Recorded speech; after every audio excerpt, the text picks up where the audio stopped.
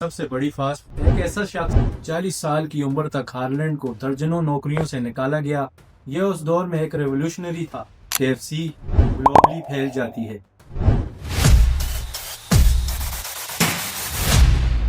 अगर मैं आपको बताऊं कि दुनिया की सबसे बड़ी फास्ट फूड एम्पायर में से एक KFC, जिसकी बुनियाद एक ऐसे शख्स ने रखी जो बिल्कुल टूटा हुआ था। इसकी उम्र 65 साल थी उस वक्त, जो एक छोटे से सोशल सिक्योरिटी चेक पर गुजारा कर रहा था। ज्यादातर लोग हम में से ये सोचते हैं कि कामयाबी सिर्फ जवानी की उम्र में ही हासिल की जा सकती है, बट ऐसा बिल्कुल भी नहीं। आज मैं आपके साथ एक ऐसी स्टोरी शेयर करने वाला हूँ जो आपको इस बात पर गलत साबित करेगी। एक ऐसा शख्स जो रिटायरमेंट के बाद दुनिया की एक बहुत बड़ी कंपनी KFC का एम्पायर बनाता है। कर्नल हार्लैंड सेंडर ने ये प्रूव कर दिखाया कि अपने ड्रीम के पीछे भागने से कभी भी देर नहीं होती। उन्हें हजारों रिजेक्शन मिली और लाइफ ने इस मकाम पर ला के खड़ा कर दिया कि आज के जवान वहाँ पर सुसाइड या इस तरह की और कुछ हरकत करने की सोचते हैं, बट कर्नल हार्लैंड ने ऐसा बिल्कुल भी नहीं किया। इन सब नाकामियों के बावजूद और इतने फेलियर के बावजूद कर्नल हार्लैंड $multi-billion का एक ब्रांड बनाते हैं। KFC आज दुनिया की दूसरी बड़ी फास्ट फूड चेन है, मैकडोनल्ड के बाद। आज KFC की लगभग 150 कंट्री में 31,980 ब्रांचेस हैं। आज मैं आपके साथ हार्लैंड की स्ट्रगल से लेकर कामयाबी तक का सफर कैसे तय पाया, ये सब मैं आपके साथ शेयर करने वाला हूँ। और मैं इतना बड़ा लेसन देने वाला हूँ इससे कि आपकी आइडियोलॉजी हमेशा के लिए बदल जाएगी। आपका मौका और टाइम चला गया अगर आप ऐसा सोचते हैं। तो मैं आपके साथ आज ये स्टोरी शेयर करने वाला हूँ जो आपकी जिंदगी बदल कर रख देगी। चलिए शुरू करते हैं। हार्लैंड अमेरिका की स्टेट इंडियाना में पैदा हुए, जहां लाइफ बहुत ही टफ थी। जब वो सिर्फ 5 साल के थे, उनके वालिद इंतकाल कर गए। फादर की डेथ के बाद उनकी मदर को काफी हावर्स तक काम करना पड़ता, पूरा दिन, जो कि छोटे हार्लैंड के लिए खाना बनाती और काफी टफ लाइफ थी उनके लिए। और इसी मजबूरी की वजह से हार्लैंड ने अपनी अर्लियर स्टेज में ही खाना बनाना शुरू कर दिया था। 7th क्लास में वो अपनी तालीम छोड़ देते हैं, इसलिए नहीं कि वो कमजोर स्टूडेंट थे, बल्कि सरवाइव करने के लिए कमाना पड़ता, काम करना पड़ता। अगले कई सालों तक हार्लैंड कई किस्म के काम करते हैं, फार्मर, लेबर, कार कंडक्टर, यहाँ तक कि US आर्मी में सोल्जर। और जब तक कि उनका खुद का सीखा हुआ व्हीकल लाइसेंस कोर्ट में लड़ाई होने की वजह से जब्त नहीं हो जाता।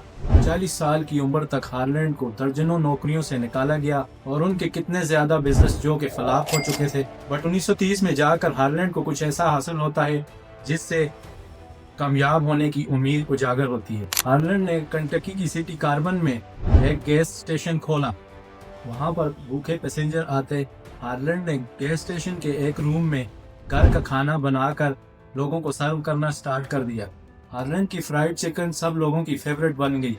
लोग उसकी क्रिस्पी पैन की तारीफ करने लगे।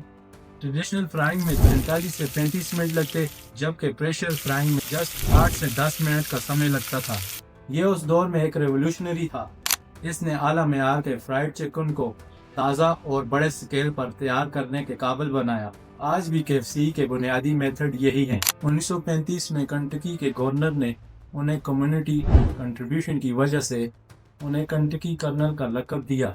1950 में सब कुछ बदल गया। एक न्यू इंटरस्टेट हाईवे पास हो गया, जिसकी वजह से सारी ट्रैफिक कहीं और चली गई। हार्लैंड के ज़माने में रातों रात रौनक वाला कैफ़े अपना 80% कस्टमर खो बैठता है। और इस तरह 65 साल की उम्र में हार्लैंड को सब कुछ अपना नीलामी में बेचना पड़ता है। ज़्यादातर लोग इस उम्र में रिटायर होकर बैठ जाते हैं, पर हार्लैंड ऐसा बिल्कुल भी कुछ नहीं करते।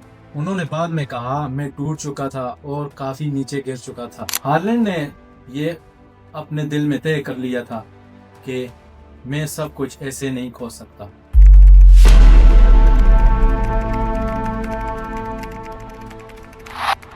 हार्लैंड को अपनी रेसिपी पर पूरा बिलीव था। पॉकेट में जस्ट $87 और कार की डिग्गी में प्रेशर कुकर और अपना 11 जड़ी बूटियों वाला स्पेशल पाउडर सालों के तजर्बात से तैयार किया हुआ लेकर सड़कों की तरफ निकल जाते हैं। वो पूरे US में घूमते रहे और कार में ही सोते रहे और हर रेस्टोरेंट के ओनरों को पेशकश करते रहे कि मेरी रेसिपी को अपने मेन्यू में ऐड कर दे, जो कि एक चिकन पर जस्ट 4 सेंट बाद में 5 सेंट कर दिए, बल्कि कोई भी फीस नहीं, फिर भी इसके बावजूद हमेशा रिजेक्शन मिलती रही। फर्स्ट चांस से पहले उन्हें 1009 रिजेक्शन हुई। क्या आप जानते हैं कि इतनी रिजेक्शन के बाद भी कोई हार ना माने? इसी वजह से आज वो दुनिया की दूसरी बड़ी फास्ट फूड एम्पायर खड़ा कर पाए। लोग इस बूढ़े व्हाइट सूट वाले इंसान पर हंसते रहे। हार्लैंड ने व्हाइट सूट, ब्लैक टाई और दाढ़ी को ब्रांडिंग के लिए बनाया हुआ था। क्या आप जानते हैं कि इसका क्या मतलब हुआ? हार्लैंड उस टाइम भी स्मार्ट मार्केटिंग कर रहे थे। 1952 में केएफसी की फर्स्ट ब्रांच ओपन होती है और 1960 तक इसकी 200 से ज्यादा ब्रांच हो जाती हैं। 1964 में 73 की एज में हार्लैंड ये कंपनी उस टाइम $2 मिलियन में इन्वेस्टरों को सेल कर देते हैं, जो कि आज के लगभग $20 मिलियन बनते हैं। But as a brand ambassador खुद रहते हैं, वही मुस्कुराता हुआ चेहरा जिनको आज हम सब जानते हैं केएफसी के नाम से। नियो ओनर्स के अंडर केएफसी ग्लोबली फैल जाती है। आज 145 कंट्री में लगभग 28,000 ब्रांच में 80 लाख कस्टमर को सर्व किया जाता है। असल रेसिपी आज भी कंटकी की एक सिटी में एक वायलेट में बंद है और इसकी ओरिजिनल रेसिपी जो कि आज चंद लोगों को पता है। हार्लैंड की प्रेशर कुकर पूरे फास्ट फूड चिकन इंडस्ट्री को जन्म दिया। केएफसी से पहले फ्राइड चिकन ज्यादातर अमेरिकन घर का खाना हुआ करता था, लेकिन हार्लैंड ने इसको काबिले तारीफ और एक यूनिक बनाया। कर्नल की स्टोरी हमें एक बहुत बड़ा लाइफ लेसन देती है। उम्र सिर्फ एक नंबर है, पेंट की एज में हासिल की। नाकामी एक ईंधन है, सालों तक बार बार हारे बट कभी गिव अप नहीं किया। जैसा कि हार्लैंड ने कहा, मेरे सिर्फ 2 रूल हैं, जो कर सकते हो उस पर पूरी एफर्ट लगाओ और यही वो तरीका है जिससे तुम्हें कुछ हासिल करने का एहसास मिलता है। ज्यादातर लोग 10 बार रिजेक्ट होने के बाद हार मान कर बैठ जाते हैं। याद रखना, हार्लैंड 1009 बार रिजेक्ट होने के बाद भी हार नहीं मानी उन्होंने, और एक हाँ के बाद उनकी जिंदगी बदल गई। बस ठान लिया, उन्होंने एक पाउडर मसाला को एक इकलाब में बदल कर रख दिया। अगर आप आज एक मुश्किल का सामना कर रहे हैं, नौकरी गई, कारोबार खत्म हो गया या ऐसी कोई भी फेलियर का सामना कर रहे हैं, तो याद रखिए हार्लैंड 65 साल तक सबसे नीचे थे और 70 की एज में वो एक लेजेंड बन गए। हार्लैंड ने सिर्फ एक केएफसी नहीं बनाई, बल्कि उन्होंने हमें लेसन दिया कि एक आम इंसान दुनिया में नामुमकिन चीज को कैसे मुमकिन बना सकता है। आज शुरू करें, एक कदम उठाएं, लोगों को अपना हुनर और स्किल दिखाएं। याद रखें, रिजेक्शन से कुछ नहीं होता, और ये भी याद रखें कि एक ना एक दिन आपका भी दिन जरूर आएगा।